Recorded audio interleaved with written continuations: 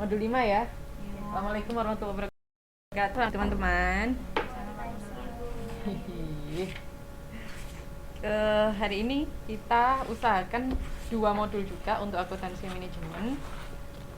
Nanti 5 dan 6 berarti. Kenapa? Iya, 5 dan 6. Nanti siang kita lanjutkan langsung ke penganggaran. Sebelum kita mulai, kita berdoa dulu agar yang kita belajar bermanfaat. Berdoa, dipersilahkan.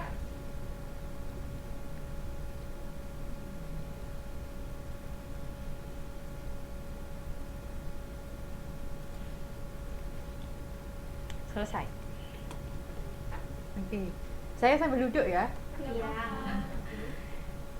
Modul 5 ini kita akan membahas mengenai pengambilan keputusan taktis atau tactical decision making.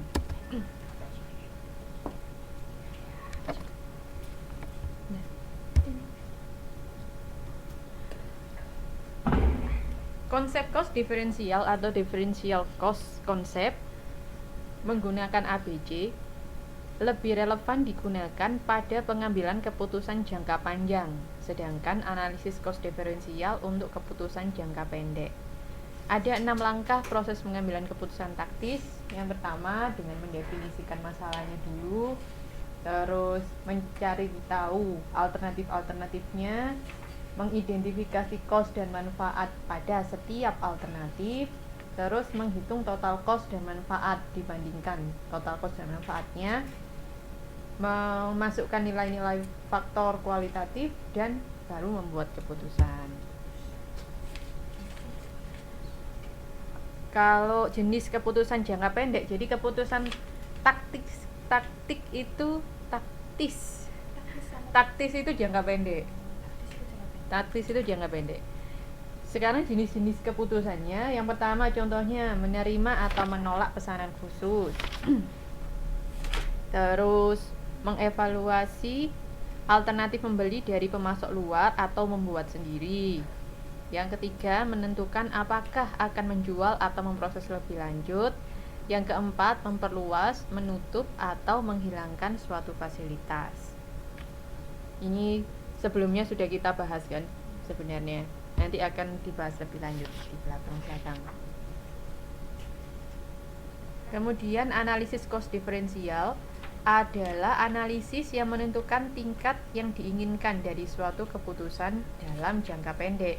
Jika manfaat diferensial, misalnya pendapatan atau terhindar dari denda, lebih besar daripada cost diferensial, maka keputusannya diambil. Maksudnya gimana? Misalnya dalam suatu alternatif, kita alternatif 1 itu menghasilkan pendapatan yang lebih banyak daripada cost-nya, maka alternatif itu yang diambil. Kan kita punya beberapa alternatif. Kita hitung-hitung dulu manfaatnya, pendapatan sama cost-nya. Mana yang lebih banyak, kita pilih yang itu. Terus cost diferensial terdiri atas marginal cost dan incremental cost. Cost yang dikeluarkan untuk menyelesaikan suatu usulan atau aktivitas yang akan dilakukan. Cost diferensial disebut juga out of pocket cost dan avoidable cost. Sedangkan cost diferensial bukan sunk cost.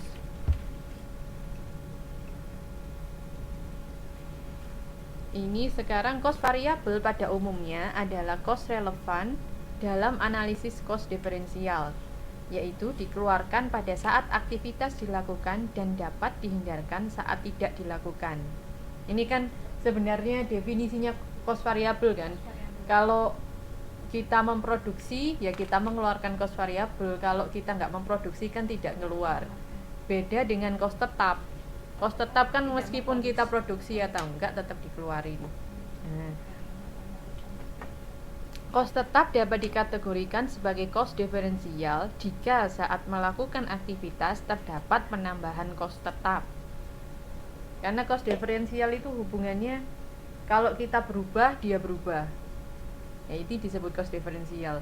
Cost tetap kan kalau kita berubah, sebenarnya dia nggak berubah. Tapi ada cost tetap yang dikategorikan sebagai cost diferensial, yaitu jika terjadi penambahan cost tetap. Misalnya awalnya kita memproduksi 5.000, 0 sampai 5.000 kita kos tetapnya 1 juta misalnya. Ternyata kalau kita memproduksi 6.000, kita kekurangan mesin, maka kita harus beli mesin.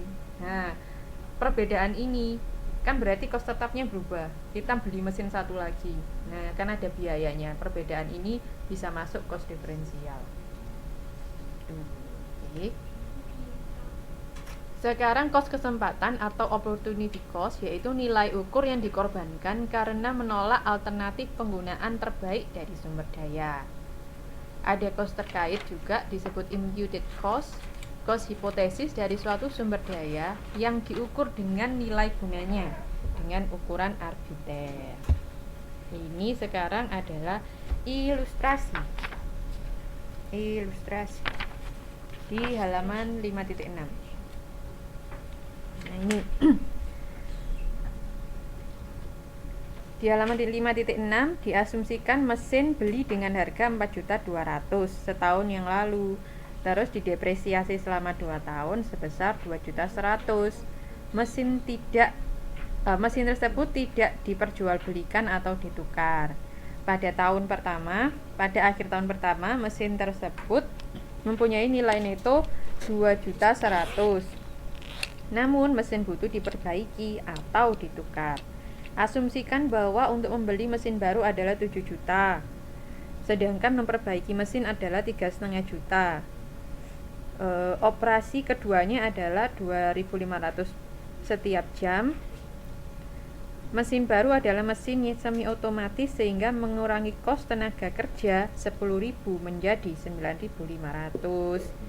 Jika perusahaan diestimasi akan beroperasi 2.000 jam, maka total cost variabel adalah 2.000 kali 2.500 sama dengan 5 juta. Kos tenaga kerja 19 juta. Untuk yang mesin baru, mesin lamanya adalah 20 juta. Nah, untuk merangkumnya ada di tabel itu, data penggantian mesin. Alternatifnya ada 2. Kita memperbaiki atau kita beli lagi. Gitu kan? Kita harus membandingkan hal yang sama, misalnya hasil produksi sama-sama 2.000 jam, terus nilai buku neto yang mesin lama 2.100.000 karena sudah didepresiasi, sedangkan kalau mesin baru 7 juta. Tuh. Umur ekonomis 1 tahun sama-sama 1 tahun. Sedangkan kos operasional kalau mesin lama 10.000 per jam, kalau mesin baru 9.500 per jam, karena kan lebih canggih. Jadinya tenaga kerjanya bisa dikurangi. Seperti itu. Iya, seperti itu. Nah, terus dari informasi ini ada keuntungan sebesar 2.500.000 untuk memperbaiki mesin lama. Penurunan sebesar 1 juta pada kos tenaga kerja adalah lebih kecil dibandingkan dengan perbedaan 3.500.000 yang diperoleh dari perbandingan antara membeli mesin baru dengan kos memperbaiki. Jadi kalau memperbaiki berarti masih untuk mesin lama ya. Tapi mesin baru kan nggak ada ininya. mesin baru kan kita mengurangi tenaga kerja 9.500. Lama. Terus juga ini Kalau pertama dari keterangan dulu ya. Kalau beli mesin itu beli salah. Pengeluarannya kalau beli kita keluarkan 7 juta.